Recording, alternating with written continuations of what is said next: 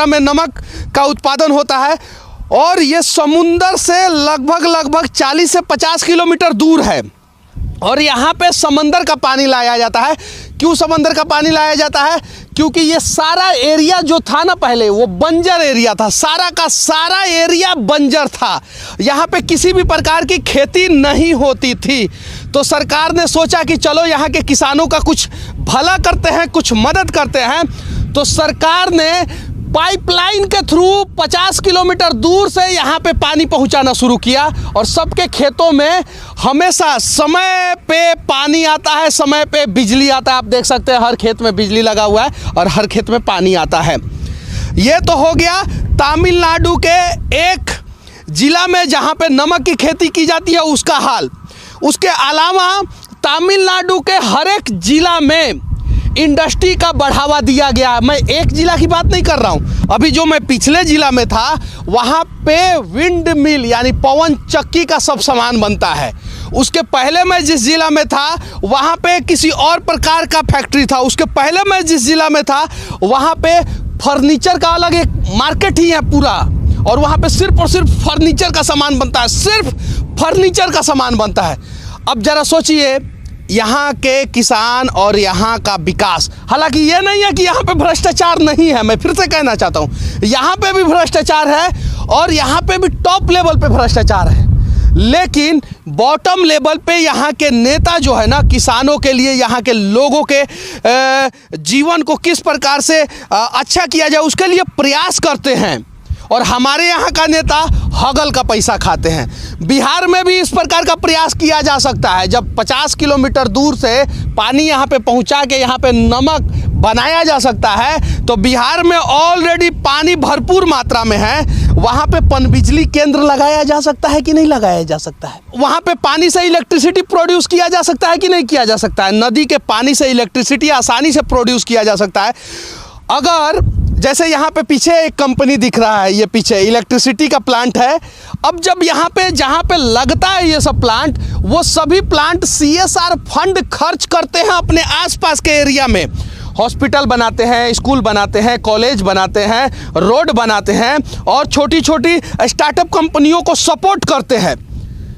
हमारे बिहार में भी ऐसा हो सकता है। ज़रा सोचिए, हमारे यहाँ जो चीज़ें हैं, गन्ना की खेती अच्छे ढंग से हो सकती है क्योंकि पानी है, उपजाऊ ज़मीन है, तो वहाँ का जो गन्ना किसान है वो मर रहा है।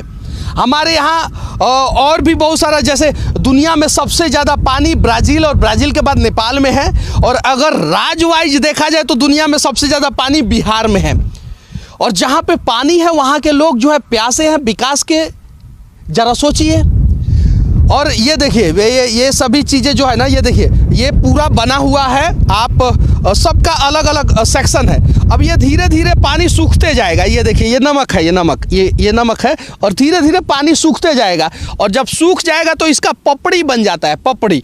और पपड़ी को फिर उठाते हैं, यहाँ से साफ़ करते हैं, साफ़ करने के बाद जो है ना उसको मशीन में डालते हैं, मशीन में डालने के बाद उसमें आयोडीन डालते हैं और आयोडीन डालने के बाद जो है ना वो कंप्लीट हो जाता है, कंप्लीट प्रोसेस। और देखिए यहाँ पे सरकार का दृढ़ इच्छा शक्ति देखिए, हर खेत में किस प्रकार से पानी पहुँचे उसका प्रॉपर व्यवस्था किया गया। हर खेत में पानी पहुँचने का, हर खेत में इलेक्ट्रिसिटी किस प्रकार से पहुँचे उसका व्यवस्था किया गया। और देखिए अलग अलग फैक्ट्री है, जैसे ये किसी और का फैक्ट्री है, ये किसी और का फैक्ट्री है, वो किसी और का फैक्ट्री है। इधर जहाँ भी नज़र जाएगा अगले 5, 7, 10 किलोमीटर तक जहाँ भी नज़र जाएगा वहाँ पे अलग अलग लोगों का फैक्ट्री है इधर। और देखिए आगे भी चलते हैं और दिखाते हैं। देखिए अभी हम लोग नमक पे चल रहे हैं। ये जो है ना ये नमक है और ये समंदर के पानी से नमक बनाया जाता है। ज़रा सोचिए, बस यहाँ से मैं एक ही मैसेज बिहार सरकार को देना चाहता हूँ कि जो पूरा एरिया बंजर था, पूरा एरिया ये बंजर था, पूरा एरिया यहाँ पे कुछ नहीं होता था, तो सबसे पहले एक इंडस्ट्री को यहाँ पे लाया गया। देखिए सामने इंडस्ट्री दिख रहा है, उधर भी इंडस्ट्री दिख रहा है, उधर भी इंडस्ट्री दिख रहा है। पहले इंडस्ट्री को लाया गया। इंडस्ट्री लाने के बाद जो है यहाँ पे सोचा गया कि अब इस ज़मीन का इस्तेमाल किस प्रकार से किया जाए।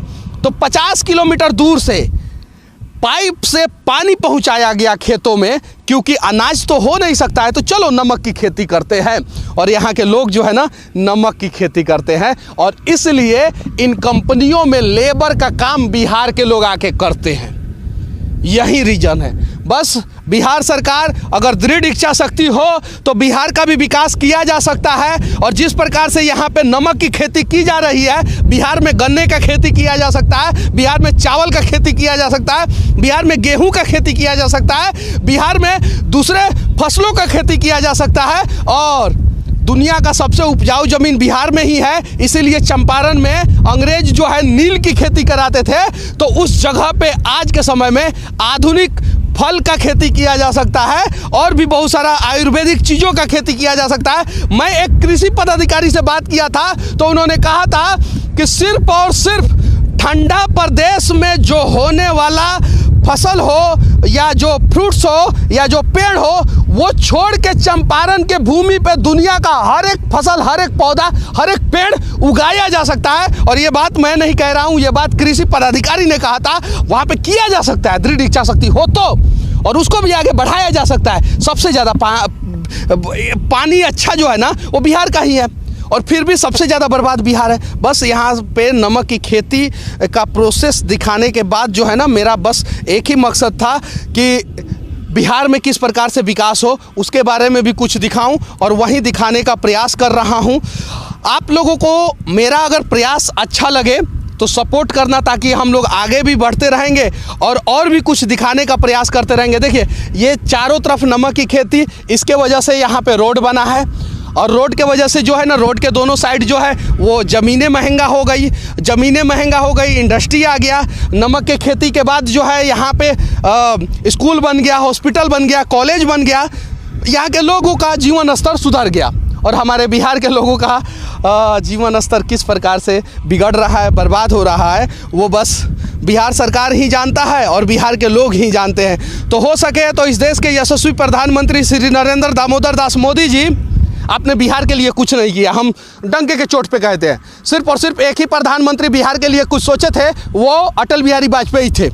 उसके अलावा ना मनमोहन सिंह, ना नरेंद्र मोदी, और ना पहिल का प्रधानमंत्री जवाहरलाल नेहरू, किसी ने बिहार के लिए कुछ नहीं किया है। तो हो सके तो मोदी जी 2-4 गो कंपनी बिहार में बड़का चुकुन लगवा दीजिए, ताकि बिहार का कुछ भला हो जाए। वहाँ पे लेबर सस्ता है, वहाँ पे मजदूर सस्ते हैं, वहाँ पे इंजीनियर भी है, डॉक्टर भी है, सब कोई है। बस ज़रूरत है एक दृढ़ इच्छा शक्ति के, और जिस दिन दृढ़ इच्छा शक्ति के साथ जो है ना आप बिहार के लिए कुछ कीजिएगा ना, बिहार के लोग कभी भी आपको भूलेंगे नहीं। तो एक प्रयास किया जाए, जब 50 किलोमीटर दूर से समंदर का पानी ला के बंजर एरिया में नमक की खेती कराया जा सकता है, तो जहाँ पे पानी भरपूर मात्रा में है, जहाँ का ज़मीन उपजाऊ है, जहाँ का लेबर मेहनती है, वहाँ पे इंडस्ट्री का विकास क्यों नहीं किया जा सकता है। कुछ नहीं हो सकता है तो पतंजलि और हिमालयन कंपनी से बोलिए कि बिहार में आयुर्वेद की खेती को बढ़ावा दे, ताकि बिहार के गरीब लोगों को दूसरे राज्यों में जाके धक्के खा के और मेहनत मजदूरी ना करना पड़े, और बिहार के लोगों का भी जीवन स्तर में सुधार हो। हमारा ये प्रयास अगर आप लोगों को अच्छा लगे तो कमेंट करके अपना राय जरूर रखना, और YouTube पे देख रहे हैं तो चैनल को सब्सक्राइब कर लेना, फेसबुक पे देख रहे हैं तो पेज को फॉलो कर लेना। और इस देश के हर एक कोने में हम जाएंगे, वहाँ पे फैला भ्रष्टाचार को भी दिखाएंगे, वहाँ के विकास को भी दिखाएंगे, और बिहार से उस जगह का तुलना करने का प्रयास करेंगे, ताकि इस देश का इस समय वर्तमान समय में सबसे पिछड़ा राज्य बिहार है, वो भी इस देश के विकसित राज्यों के साथ दौड़ लगा सके। एक कहावत है, नमक खा के नमक हरामी नहीं करना चाहिए, और बिहार के नेता जिस जनता का नमक खाते हैं उसी जनता के साथ नमक हरामी करते हैं। बस मैं इस देश के किसी भी कोने में रहूंगा, बिहार का विकास और उस राज्य का विकास का तुलना करने का प्रयास करूंगा, और बिहार में किस प्रकार से विकास हो सके उसको